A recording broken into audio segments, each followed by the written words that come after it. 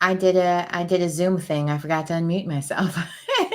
Well, hello. Welcome everyone to the East Spot with Camille. I'm your host, Camille Cower, and I cannot wait for you guys to meet my guest today. It is Renoly Santiago. He was born in Puerto Rico, grew up in Union City, New Jersey, and he started off working with the Ballet Hispanico, and he's done several films. I know the one that always sticks out in my mind, of course, is Dangerous Minds, but he also worked on Con Air, Hackers. Sorry, I was blanking on the name and looking at something real quick because he actually is having some technical difficulties. So I'm trying to look at two things at once while trying to explain all the things he's done. He's appeared in movies, TV shows, countless of things, but until he comes on, might as well get to know each other better, right? Like, if you guys don't mind, go ahead and put in the chat where you are watching from. If you're here in North Carolina, if you're in California, if you're in Texas, Jamaica, who knows, wherever. If you could just put in the comments where you're watching from, say hello. My mic is very far away. I hope you've been able to hear me. Turn it up a notch just to make sure. Let me know how my sound is as well, if you don't mind. All right, so let's talk a little bit about Renoly. I talked to him earlier today, and I know he was trying to figure out some things because we were actually supposed to do an audio and visual test earlier, like at 5 something, and he was working on something. It was taking a little bit more time than necessary, is what I'm assuming, because we made a whole point of talking about, and that's the thing about the more you make plans, the more they backfire sometimes. But it was funny. We even made a point of saying that a lot of times you get prepared really, really early for things. Next thing you know, you're racing against the clock at the last minute. It happens. I'm starting to feel psychic. But anyway, he's worked on, just recently, he's got some films that he's working on even right now. So I'm curious to find out how filming that's going with COVID and so on. He's got a new shirt company that he's working on as well, which is something that was causing for him to be a little bit delayed. But I don't really know if you guys remember the show, The Night Of. Oh, I loved that show. Well, he was in that show, The Get Down, which I haven't seen yet, but I've heard really good things about. So I'm going to have to put that on my list of things to watch moving forward. And I was actually going to try to watch Hackers today, but too much was going on. Life went too fast because I've never seen that movie, and I'm curious what's it about now. Like, now I have even more reason to watch it, as opposed to before. It was the whole talk about Angelina Jolie. That's where she met her first husband, maybe. I don't remember. But something along those lines happened with Hackers. So it was always like something in the back of my mind, like one day I'll have to watch, because it's always interesting when co-stars end up becoming more than just co-stars. You're kind of curious if you can tell on camera sometimes, if you can see the chemistry or not. Sometimes you can, sometimes you can't. Like Mr. and Mrs. Smith with Angelina and Brad Pitt. Girl, I'm sorry, Jennifer Aniston, but they look like they were made for each other after watching that movie. And I haven't seen a movie since that has made me feel that way about co-stars. Like, usually you're like, it's just a job, they're working. That movie, whew, yeah. I can see why they did what they did. Not that they should, because entanglements are bad.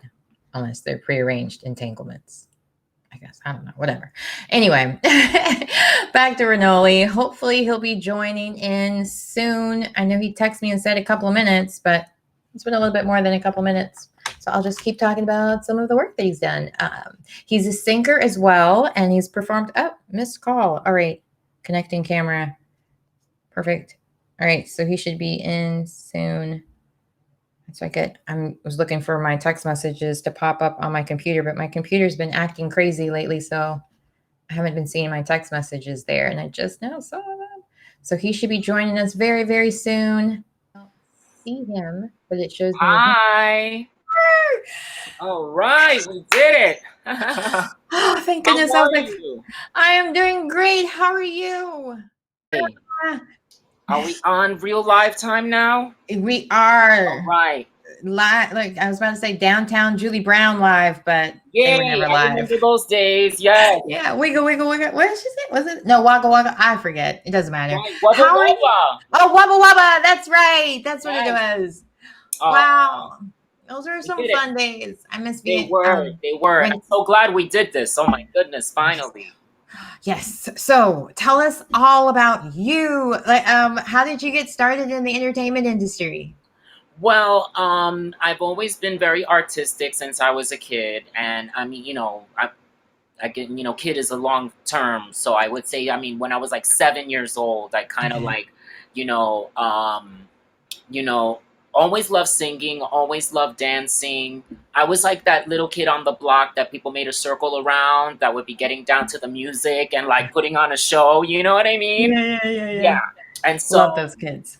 yep, that was me. And so I just basically started to pursue the arts. Well, I knew early on, there used to be that TV show called Fame. Yes, of course. Yeah. Leroy.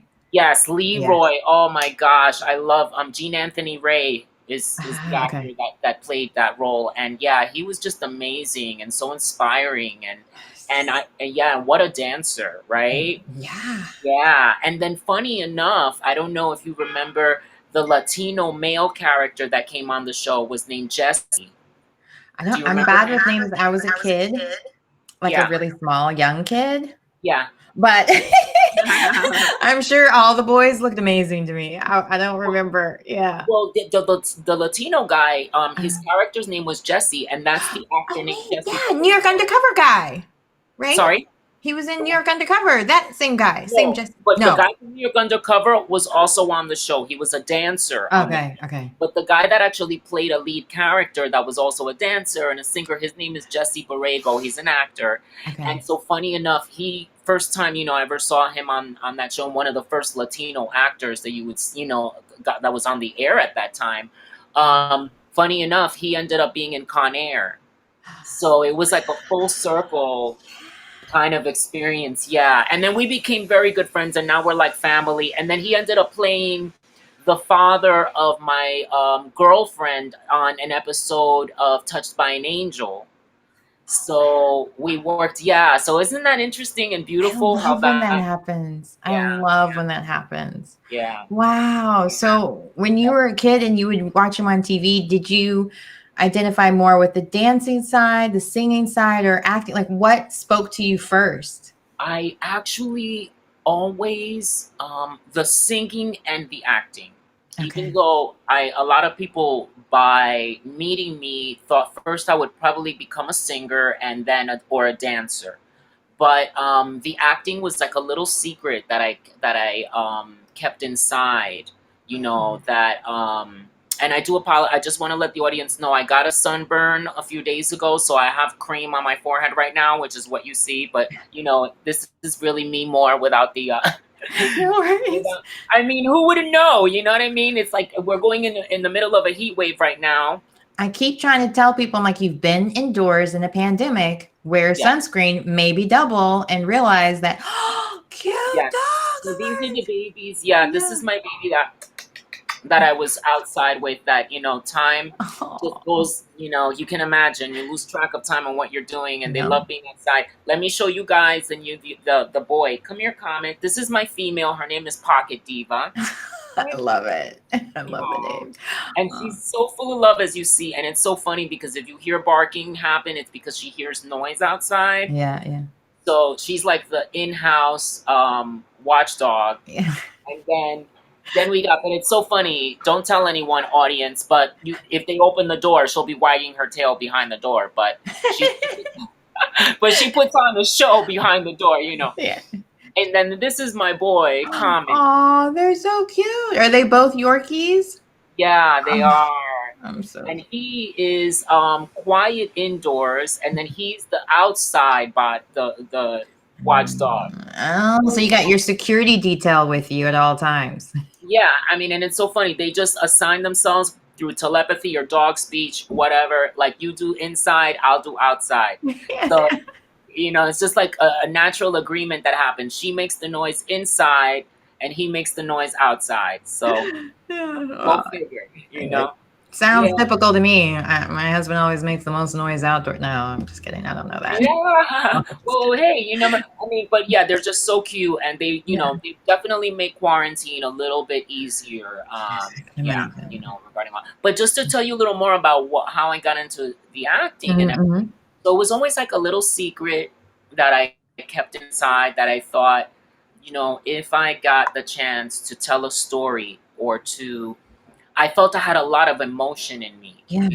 and yes, and I thought like if I ever got a chance to act, that maybe, again, you never know how these things will, go, but I thought that I felt I had something to offer. I felt like given the chance, I could really, use my spirit in that way. So that was early on. I mean, when I saw shows like Fame when I was about 11 years old, and then it kept going from there. And I then the singing has always been something that I always loved and wanted to pursue too, because I was, had a very obvious strong voice as a child that I felt I wanted to share, Yeah. So that's all. And then, one thing led to another. I had a friend who was in theater.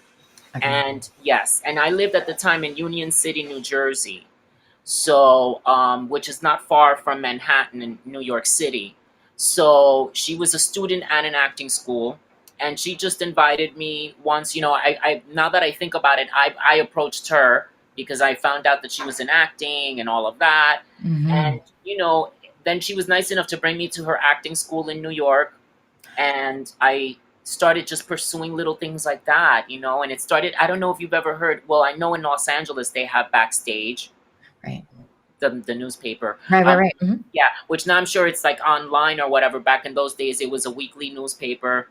And I started like that. So. Oh, wow. No, I used to live in New York for a little bit, so I even saw it there. Now, when did you go from taking classes to actually pursuing it, auditioning, getting your foot in the door? Did you start with an agent? Like, what was those steps for you?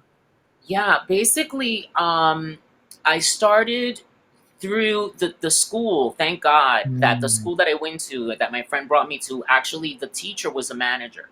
Okay. So she used to manage Latino children. That was her niche. She was a Latina actress that had managed to appear in the New York stage, and she wanted to offer Latino children that opportunity. So she created a management. Her name is Susan Rybin. She's still around today, and she manages Latino artists, and she still has her school, and she's still an actress. Yeah, and that's another funny little full circle story too, because again, so I was brought to her school by my friend when I was about 13, and then right away she started sending me on auditions, and I managed to get like a musical when I was about 13 or 14, and so that finally got me on the stage and in New York, and to me that was like such a leap from my reality, because being born in Puerto Rico, then coming to a small town, an Latino immigrant town like Union City, New Jersey, which was predominantly Cuban and Puerto Rican, and then you had a little bit of everything else. And it was amazing. And then that made me really feel like, okay, I really feel like I want to go after this for my whole life. And so she helped me get started in the business. And then I went on an audition, funny enough, through Backstage for Warner Brothers Records was considering starting a division, and they were looking for young people that I remember it said something about that could speak out against drugs or whatever, and be like I guess like a good role model or something. And so I went in and I auditioned for them, and then they called a manager that is still also around, called Shirley Grant Management. And then they reached out to me, and then we recreated a relationship, and then I started auditioning for bigger projects. Yeah. And then that's how they got me the audition for Dangerous Minds and for Hackers and for Daylight. And then from there, the management company split up, so I stayed represented by one of the other managers that had been guiding my career. And I got Con Air and, television and Broadway. And so that's how it all, No, that's amazing. Now, at what point were your parents on board? Were they always very supportive about helping you? Because I mean, as a child actor, that requires a lot, like as far as taking you back and forth to auditions or even helping you with running lines. How did that work out? Yeah, that's a great question because, of course, for artists, no matter if they start at very young or even into early adulthood, that parental support is so, even if it's emotional, is really important. So my mom and dad got divorced when I was very young, and that's what brought us to the States because she left my father when I was about 4 years old.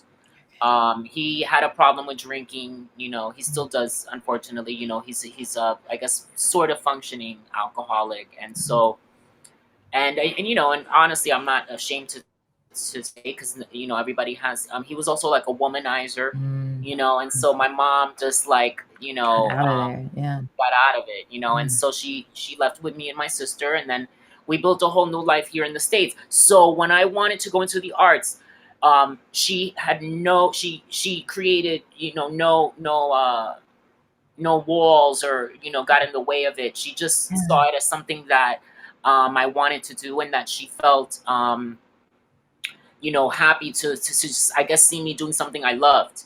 Yeah. So that's how that happened. And when I started with no money to begin with. I sold Italian ice. I remember to save money to buy my headshots. Okay. Little things like that because we didn't have the money to, so I knew pursuing this was going to be all on my own. And also my mom was not fluent in English. She still is, she's learned a lot more. But back then, it wasn't, something that, she knew either. So I was literally, I look back and I did all the legwork myself.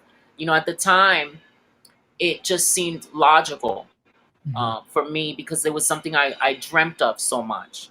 Yeah. But but now that I look back, I think, wow, that really was intense. Like the fact that I did all that by myself, and yeah, and I went through all of the hurdles that actors and artists go through, the insecurity, the asking myself, what am I doing here? Yeah, the whole imposter syndrome and so on. Yes. I went through a lot of that because there was nobody that, I remember when I got Dangerous Minds, one of the things that I thanked God for was that there was finally going to be somebody that looked like me on the screen.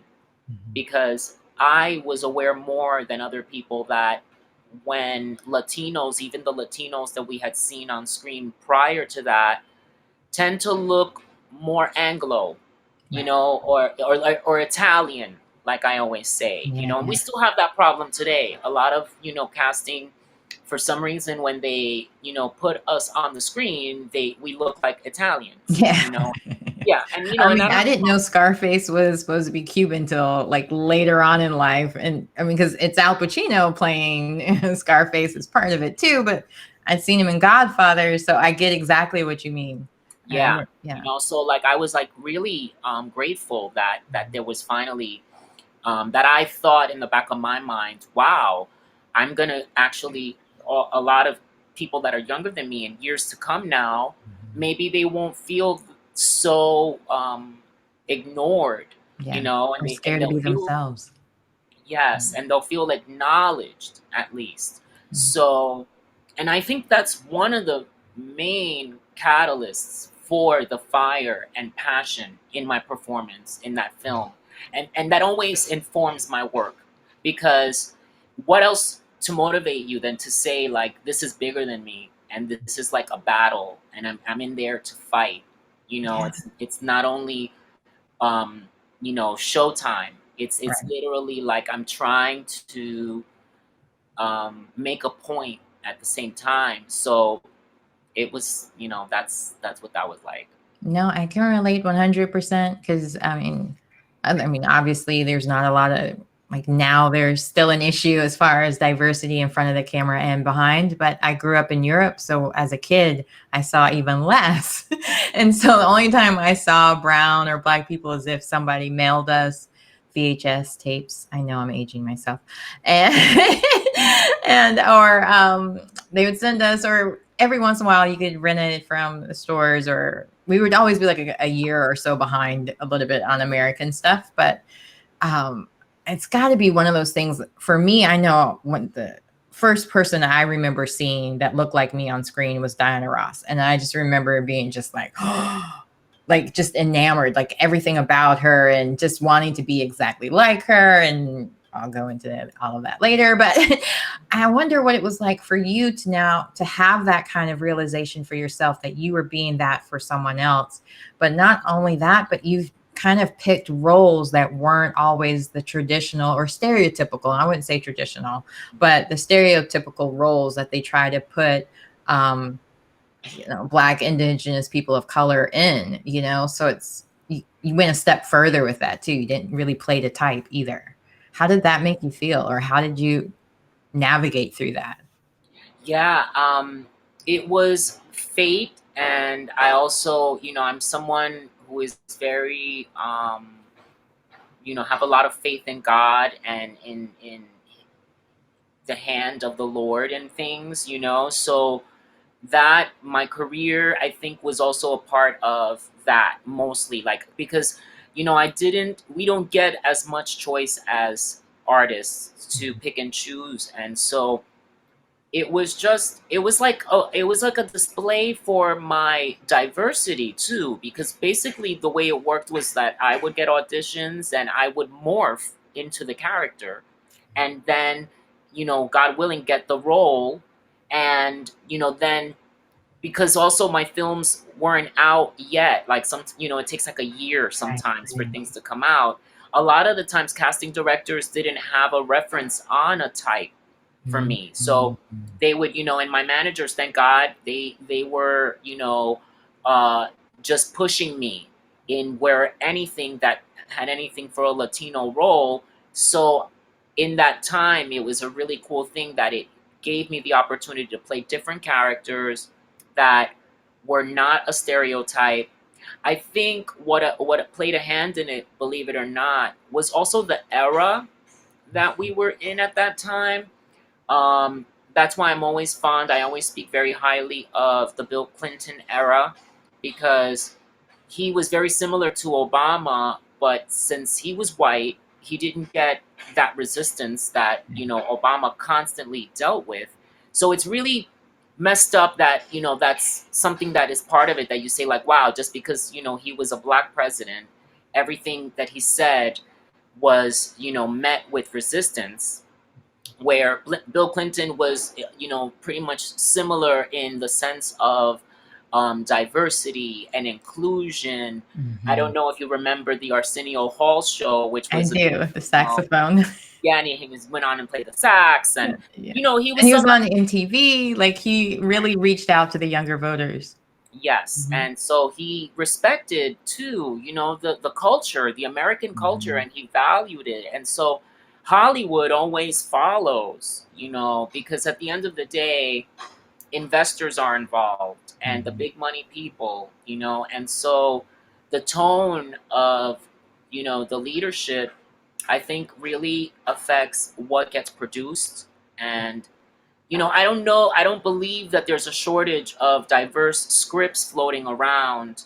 I feel that we are doing our part as far as the writing goes.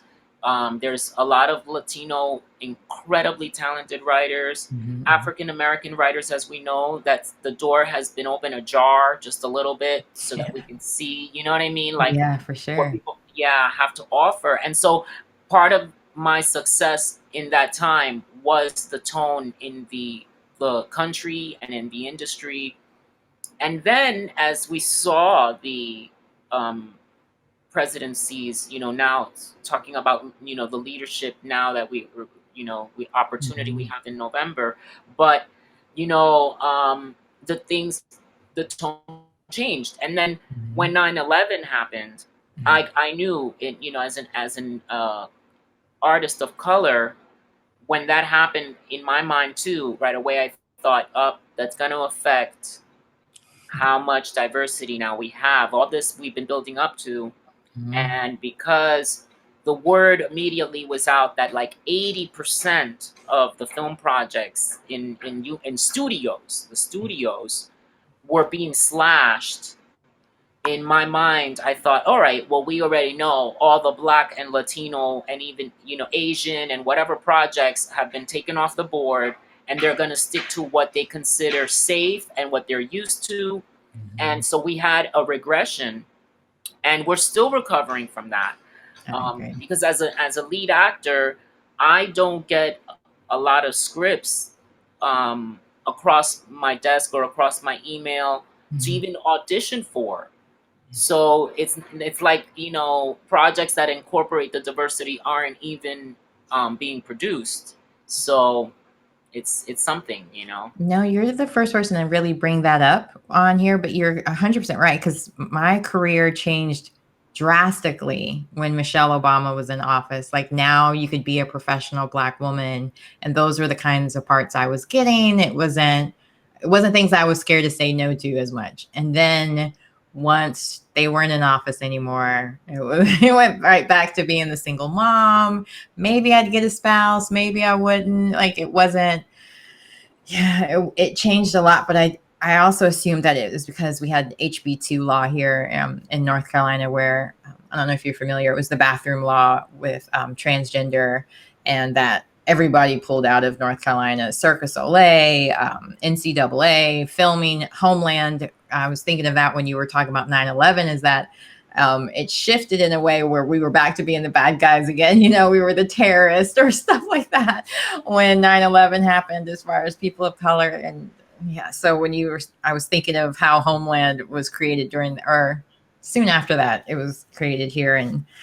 But I'm curious what you think, because you did say that politics tends to lead. And I feel like there's been a shift almost recently where maybe it's now time for entertainment to make that lead, in the sense that it's so much of a stronger platform. It can unite us all. It's one of those things that's not so segregated on the weekend, so to speak, that we're all watching Netflix or we're all going to the big blockbuster movies.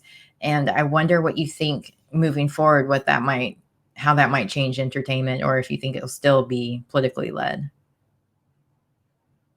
I thought you were really that still. Should have known better. Well, maybe I'll unfreeze in a little bit.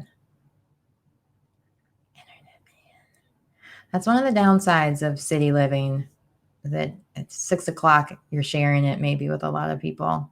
Yeah.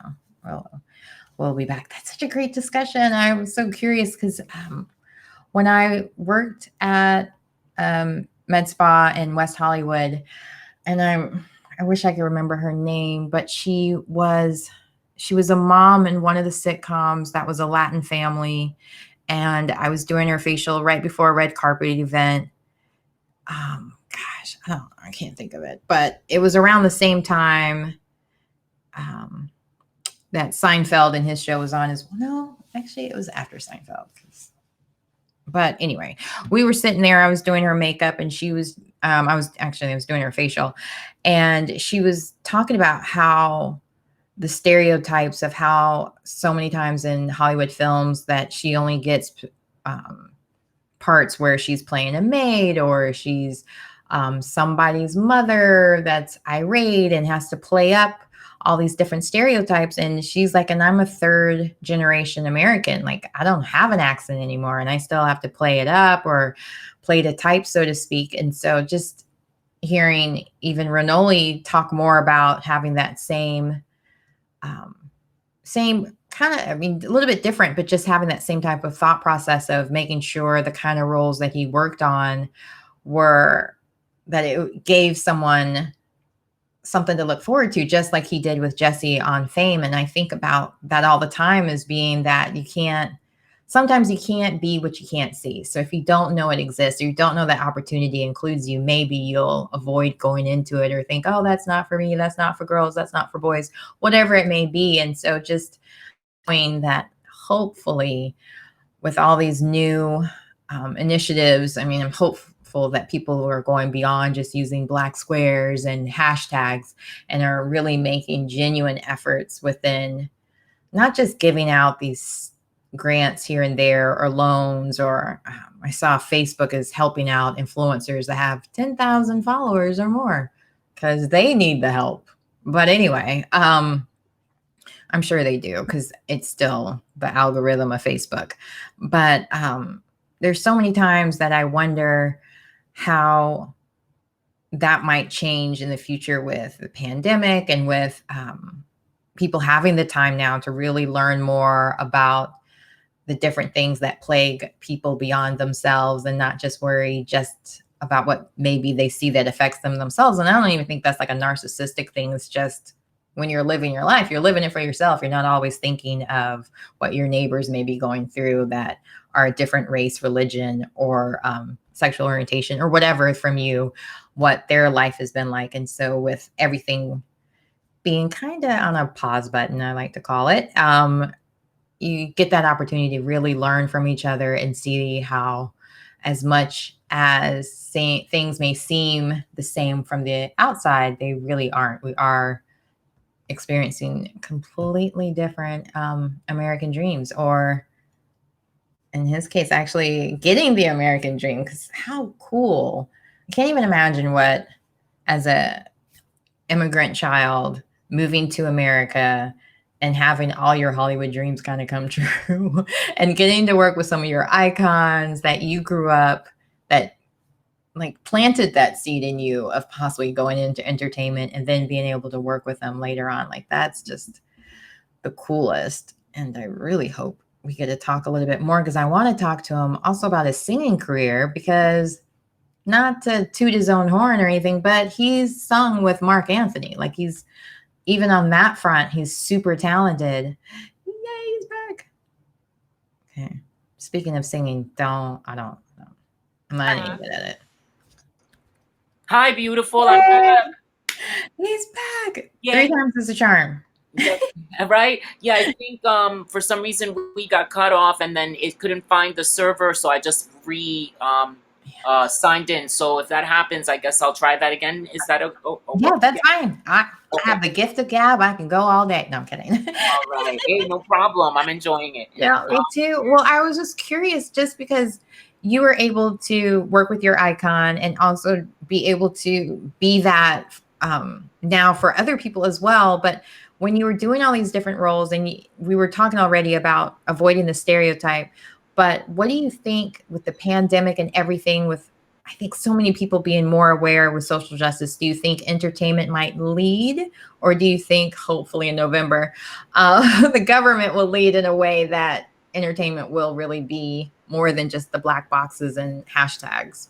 Yeah, I mean, my goodness, it's such an open, in the air like question. I really hope that the entertainment industry does lead, and then I'm also really hoping that there is a change, that hopefully we'll have a new leadership, and that would definitely have an impact. Mm-hmm. So let's really hope, yeah, because I really think I know, and I think Kamala is wonderful. I think that she is a really, really classy person that was gonna be able to handle all the pressure and all the stuff. She seems like a really kick-ass businesswoman, and let's hope everybody comes out and votes. Yeah, I'm very hopeful on that, but I'm also hopeful that entertainment, and just even all businesses really, are just gonna move forward in a more positive way, with more inclusion and diversity, because clearly it's needed.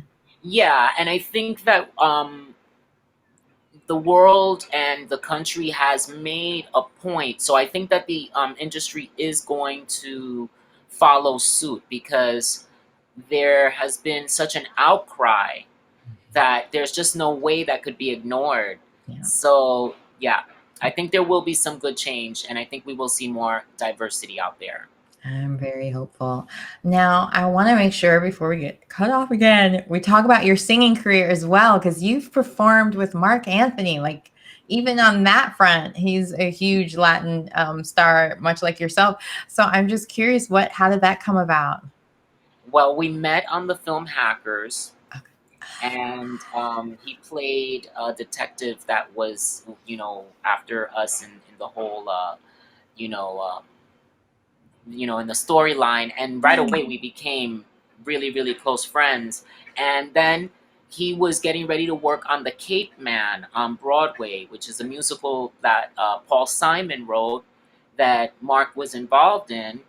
And he just asked me off the cuff. He said, you would be perfect for the opposite lead in this musical that I'm getting ready to start in. And he had no idea. We had talked so much about music, and he knew that I was a singer, and we did a lot of singing together. But he didn't know that one of my biggest dreams that I wanted to check off in life was to be on Broadway. So when he mentioned that, I just was like, oh my goodness, please. Like, let me know how I can somehow be a part of this. Or so then it was just like 1, 2, and 3. He introduced me to Paul Simon, and Paul right away liked me, and he heard me sing, and he liked my voice, and he offered me the role, and then we got to work together on that, and then we just kept on, staying in touch and being friends, and I think that was the last thing that we worked on publicly, but that's how basically we became friends. Oh, wow. I'm just thinking back, Paul Simon, I always think of that song Sledgehammer and all his videos with all the different, do you remember all his videos where it was like stop motion? Sledgehammer was Peter Gabriel. Oh, Peter Gabriel. I'm thinking the wrong person altogether. Paul Simon. Yeah, it was the same era. And, okay. Yeah, the Paul Simon song that was playing a lot during that time was Bodyguard or something like, if you be my bodyguard, whatever. Oh, okay. I got it. Yeah. That was the similar time that they were playing all that. Yeah. He would have the backup singers that were from South Africa because we went to go see them. I remember, and I was like, "Where's the guy? Like the front guy." I know, that's so funny. He was, that was his thing back. And that's when we were, listening, and involved, like kids listening and music and all that. But I feel, I love the guy, but I feel his best music definitely was in the 1960s. And I think maybe they were out in the 50s, but with Simon and Garfunkel, that music catalog is just spectacular. Yeah. I'll have to check it out. I can't, now I have him so confused with Peter Gabriel. Yeah, he did Bridge Over Troubled Water. Okay. Which is like a beautiful song, and all these others. But yeah, and then Mark and I, and then the music for the actual show that me and Marc Anthony did, it's called The Cape Man. The music is amazing. So that alone is worth just listening to, just because it's such a beautiful soundtrack. I'll have to check it out. Because now, what did it feel like for you to, first you did film, no big deal, just the guy that you worked with Fame with. Now you're doing Broadway. Like, that's huge, especially from a New Yorker, well, New Jersey Yorker, same type of thing. What was that moment like? Did your mom, did she come see you? Well, of course she came and saw you. You got to bring us through it, because who knows when we'll be able to go to a live Broadway show and when someone can have this moment for themselves. So, yes, it was such a dream come true. Number one, I grew up watching commercials for 42nd Street. Come and meet those dancing feet. And all the dancing feet, and Evita was one of my favorite soundtracks to listen to. I would listen to it every day at lunchtime with my best friend when we were little, like little things like that, just to pass the time, So all of a sudden I get this opportunity to actually be on Broadway Oh my God, it was like fire through, passion, in your soul, in your body, every moment, at night, on stage. It's just such a magical experience that I really, as an actor, was, I guess, the most heightened Hmm. type of acting that you could do, in a sense, because it's everything is going on in front of so many people, and you feel them taking that voyage with you, and you also feel like a real conductor, in the sense of, like, that you are going to take them on this ride. Yeah. And so the responsibility of it too is, it can be scary for some people, um but for me, I don't know, call it, ignorance, or just, whatever. It was more like I was so excited, because again, being a Latino and being someone that, we rarely get the opportunity, I was just so fired up to get that chance, and so the voyage was particularly special because of the piece itself that we were working on, which it was based on the story of a Puerto Rican man who had come as an immigrant from Puerto Rico and met a ton Mm. of racism with his family. It was in the 1950s in New York, when gangs were very popular. Yeah. And so there were also a lot of racial division in the gangs. So the Puerto Ricans came into New York, and so they were like the new, group that was like in the bottom, and so there was no, there was a lot of hostility towards them from blacks and from whites, and so they had to kind of find their own little, like, gang to, like, do their own protection and their own, Yeah. whatever. And so the story basically happens that the guy ends up getting, a death sentence for a crime that he committed, which was a violent crime, which the character I played commits the crime with him. So it's a really complex play and musical about, it really speaks to the condition of poverty and what can happen, and discrimination, and what can happen to a young man's mind, and the influences that they succumb to. and Yeah.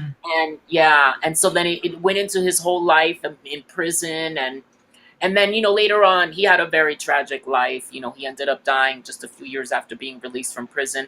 And then he also killed another child, which is why he went to jail. And why Paul Simon chose to explore that story, because it was considered, like, what he compared it to, it was like OJ.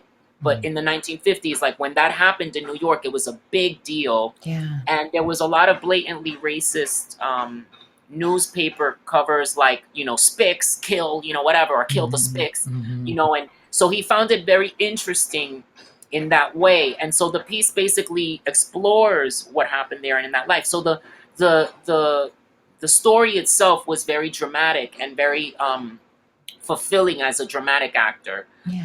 to do that every night, and the music and everything. So it was incredible. It really was a special time. Yeah. No, I'm curious for you as well. Working with Latin, so many Latin workers, I mean, not Latin workers, but Latin co-workers on the film, I mean, well, Broadway play. How did that feel as well? I mean, from your other films, there you were, there's a little here and there. It wasn't a predominantly Latin cast. So how did that feel for you to be able to, even on that sense, work with predominantly Latin cast? Yeah, I'm so glad you brought that up, because one of the other very special things about that experience was that it was a cast of over 50 Latinos, which Mm. was a first in probably Broadway history, because even West Side Story was Yeah, they half, would. Yeah. half black and half white, where this was mostly Latinos, with maybe, um, like two, or three. There was like three white people in the cast, and then there were two black people, and then, or three black people, and then everyone else was Latino. So it was a celebration of that Mhm. within the cast every single day. And the black and the white cast also felt so. We were all so in love with each other. Yeah. We were all so happy to be part of something that was monumental, Mhm. And also the music, again, I bring up because the music itself is so well written and so powerful. So you always want to dig your teeth into something that is, beautiful. So the music, then Paul Simon was such a control freak and so, specific, that he handpicked every singer. And so every actor in that play not only was a great actor, but had a beautiful singing voice. So, yes, because he was so adamant about recording and sound and pitch and all of these things that we were also just amazed with each other every day, hearing each other sing and marveling at each other, and even Marc Anthony, who is a very famous singer. I mean, he felt equal to everyone else too. I mean, he was also like just amazed by all of the beautiful voices, and so that was something that it just the love in that cast I have never seen. And I will be honest, everything I've ever done, there's been so much love. Everybody is really like a family. But being in a group of 50 people that were performers, that group hug every night before we went on stage, where you do that circle and you do that prayer, and just different things like that really made it so special. I can't imagine. Now, I see that you also worked on The Get Down, which is also a film or TV show that's supposed to be. I haven't watched it yet. I know that it's gotten a lot of praise for being very diverse. Is that not like it's supposed to be like a predominantly Latin show as well? How do you feel about working on that? Was there a big enough contrast, you think, between the Broadway? I mean, obviously, you guys were way more, I guess, close just because you're working every night together. Oh no. It taketh, it giveth and taketh away. Well, I was gonna, I pulled up really quickly Wikipedia and found out that not only was Marc Anthony part of the original cast and Renoly Santiago, but Sara Ramirez from Grey's Anatomy. She's one of the main characters in it as well. Like, he was not kidding about having a lot of great talent and singers on that. I didn't realize that she had, I mean, of course, no, very few are overnight sensations, but Ruben Blades was also one of the main characters or the original cast members. I don't want to butcher anybody's name, so I'm skipping it. Nita Nazaro. I'm sorry, I'm bad.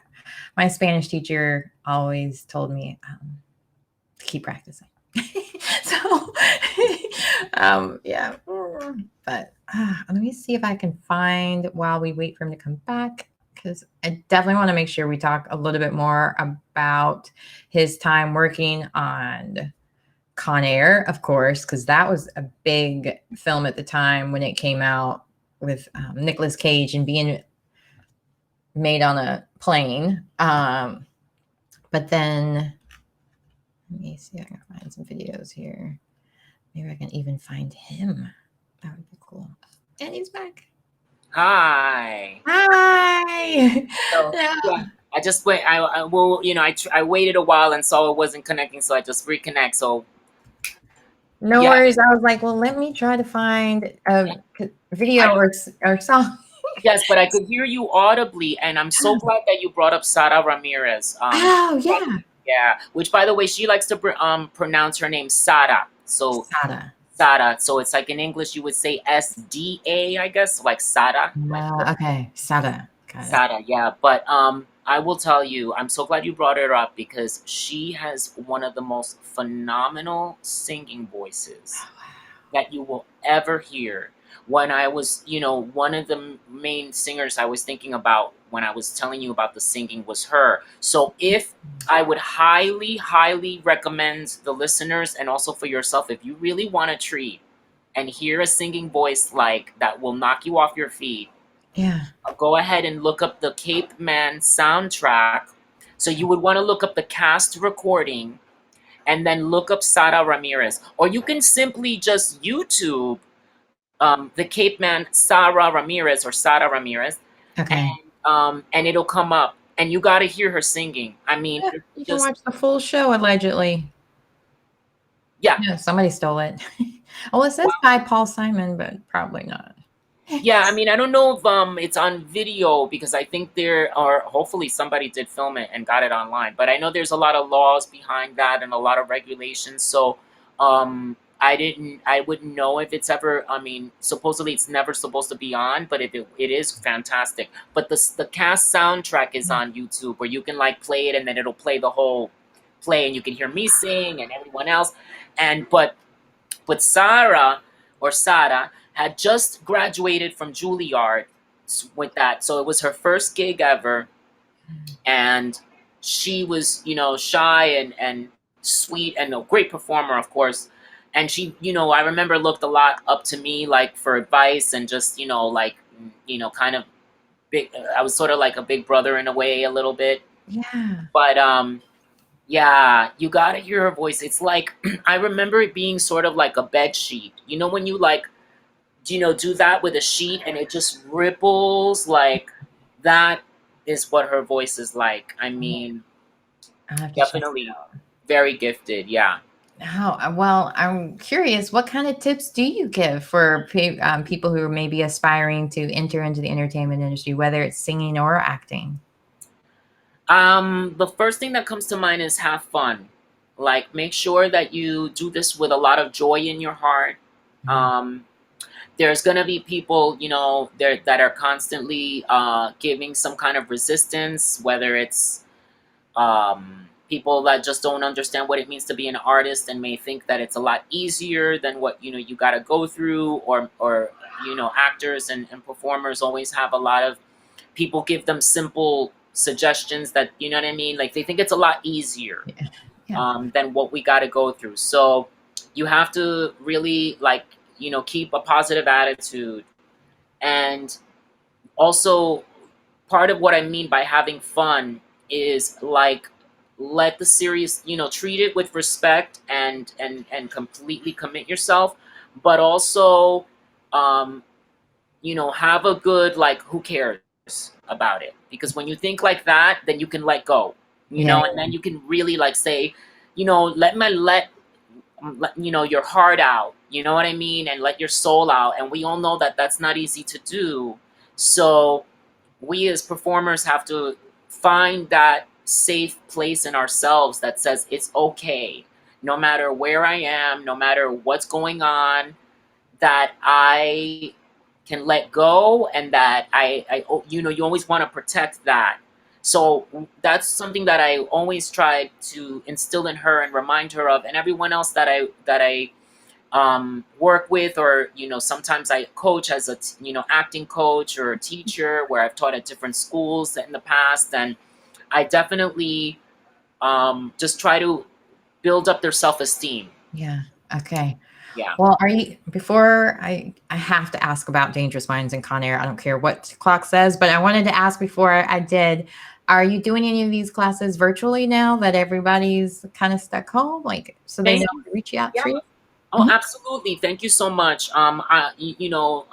People can reach out to me at Renoly Santiago on Instagram, or look me up on Facebook, and you can write me, DM me. And I am available to coach anywhere around the world. And I also speak in Spanish. So people that are Spanish speakers can also come to me for coaching. And yeah, and then should I give them my email or something, or Yeah, just you can if you want to. Sure, yeah, whatever, however you want to be contacted. yeah, you can also email me at renoly15 at gmail, which is RENOLY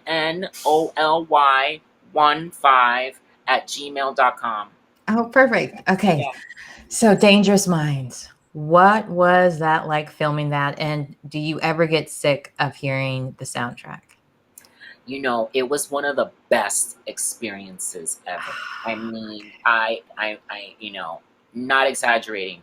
That was also something, I mean, God, and this is why I always bring up God when I, really get into the bottom of my truth, Yeah. because you can't be grateful enough. I mean, I flipped out, like, I mean, imagine again, I came from the situation in my back of my mind, like, what am I even trying to do this for? You know what I mean? Like, Yeah. they probably would never give me a chance. And then, so I had to get over that hump, which is why, again, I always encourage self-esteem and saying, who cares? Yeah. Because, if you care too much about like feeling, the one that's different, or the one that you've never been, then you don't want to stop yourself. You got to go for it.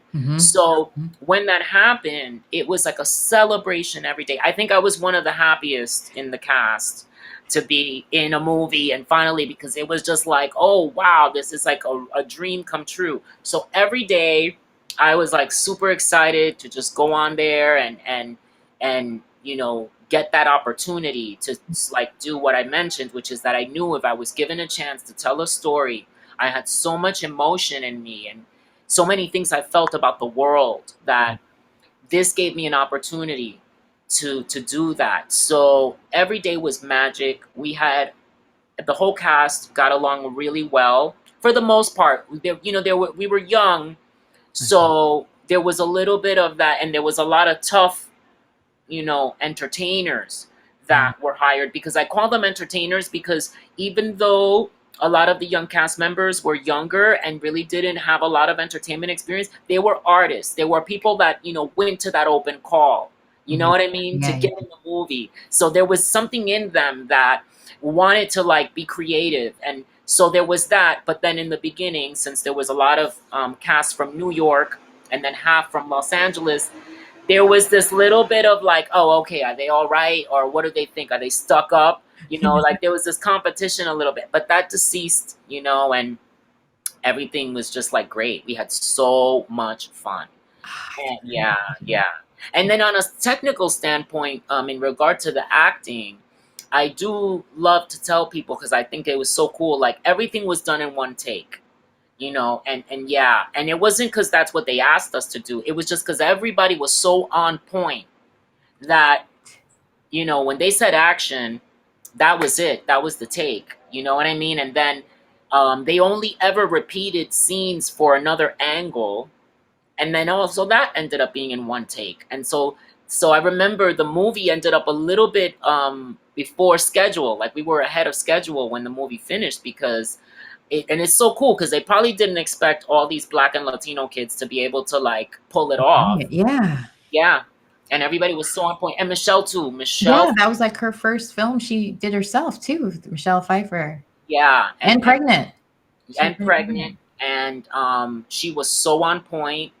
I guess, that's why Michelle Pfeiffer is such a respected actress. I mean, we all expected, her to do good anyway. I mean, she's got such a great background. Right. Speaking of Scarface. Yeah, she had that little street cred to her too. So everybody like really liked her, and nobody was trying to like, but she was, as a human being, you could tell, very tough as nails.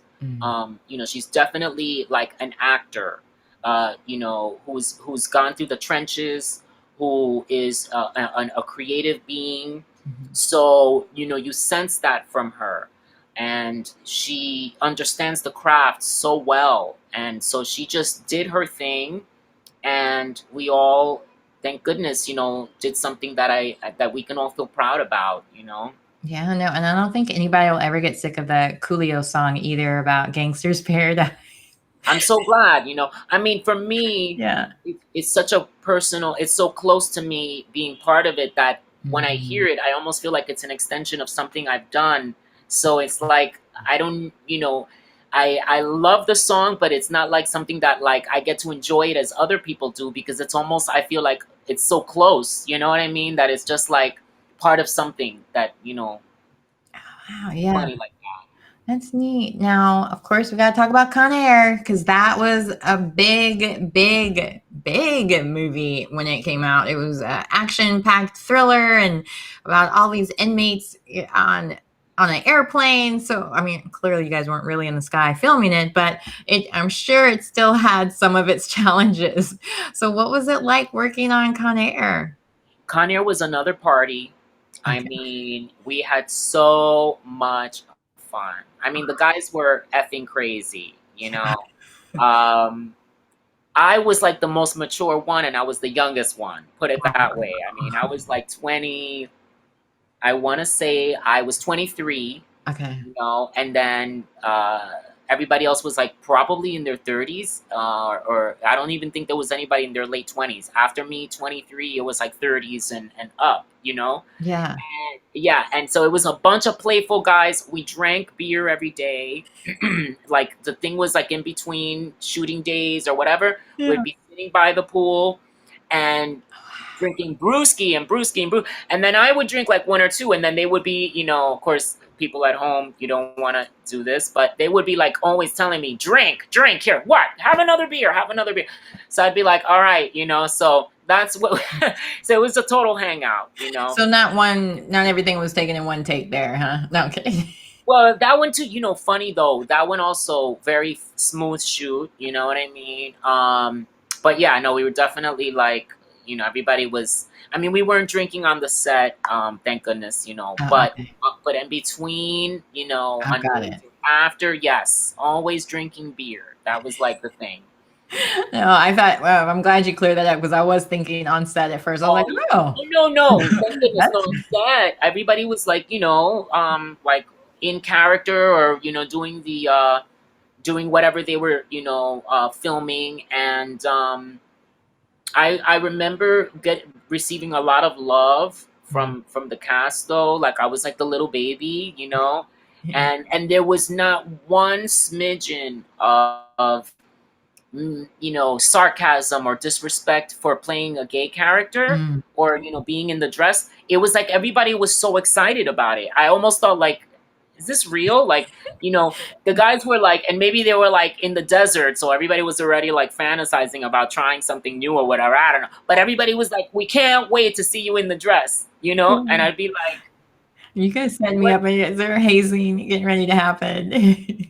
Yeah, like I was like, what is this? But no, everybody was like just really creative, you know, and really like a sense of fun.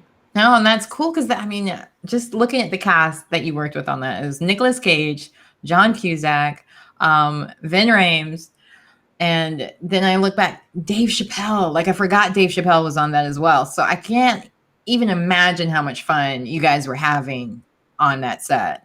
I'll be honest, it was so much fun. Dave Chappelle, I remember the first time we met, he was so sweet, so nice. And I remember he said, Renoly Santiago. That sounds like a famous person's name, you know? And I was like, really? In my mind, I thought, wow, well, maybe someday, like, hopefully, you know? I mean, it was great. And everyone else, and Danny Trejo. Yeah, Danny Trejo, I was going to bring him up, the tattoo guy. Yes, he is not gangster. I hate to kill it for him in real life. He's just like the sweetest, nicest guy. You know what I mean? That just will talk about anything, you know, and just like always bringing good energy. Yeah, you know? So, and it was fun to see him play that tough dude, even though, you know, he had, you know, Danny talks like this, you know, he had his voice, but no, he was like an uncle, you know what I mean? So it's funny to see him be this like, you know, bad guy, or tough dude, because he's like an uncle. You know, my mom used to be a stunt woman, and her one of her teachers actually was in Con Air. Henry Kinji. Okay.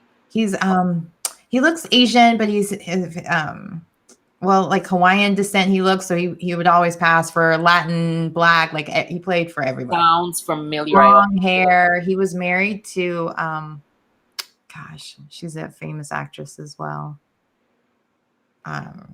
She was 6 Million Woman or something. I can't think of her. Oh, cool. Yeah. You know, he sounds very familiar. I'm sure if I saw his face, I would totally remember him. Yeah. Probably weren't even on the screen at the same time because he was probably doing the stunts or something.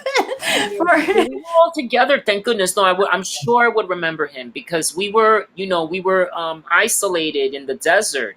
So everything that was going on was always together. And then they would drive us back to our hotel, which was like half an hour away, which was still in the desert. Oh, wow. But it was, you know, it was in Wendover, Nevada was where we filmed most of that.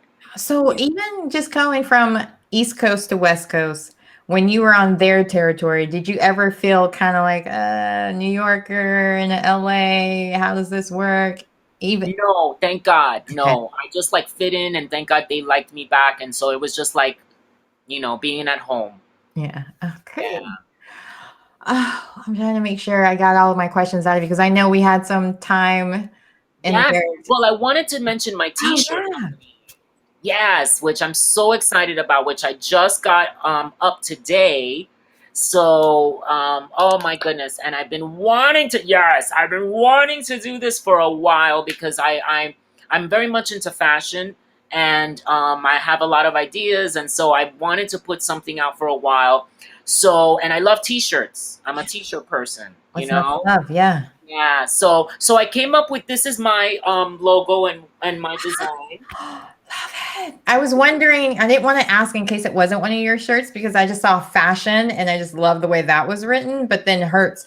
Is there like a Yeah. social thing behind it or just It's a little bit of it's like tongue-in-cheek humor, like it was basically I remember the day I came up with the slogan was I was wearing a pink leather jacket and like a Marilyn Monroe t-shirt and some like suede loafers that were hurting my feet, and my friend and I had like gray slacks on, so it was like a different outfit, but it was a fashion statement. And so he's like, yeah, and I'm like, we're going to a restaurant, and I'm like, oh my God, but my feet are killing me, and he's like laughing, and I'm like, oh, fashion hurts, fashion hurts.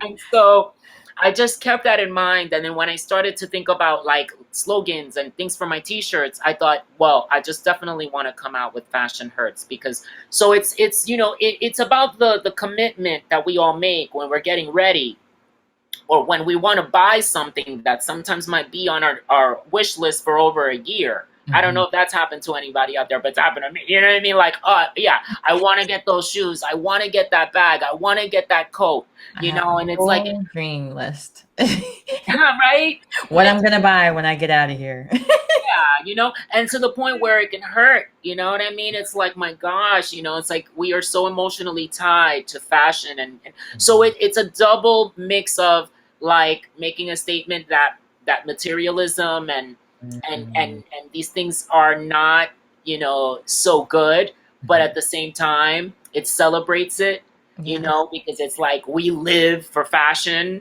We live to like make a statement. So that's what the slogan is about, And and I have other ones coming up, but I'm starting my line is called Renoly NYC. Okay. And my first series is the Fashion Hurts t-shirts. Oh, great. Now, I'm sure you're going to give me the link to purchase Yeah. or how, or. Well, I will, and also people can go on Redbubble and look up Renoly NYC.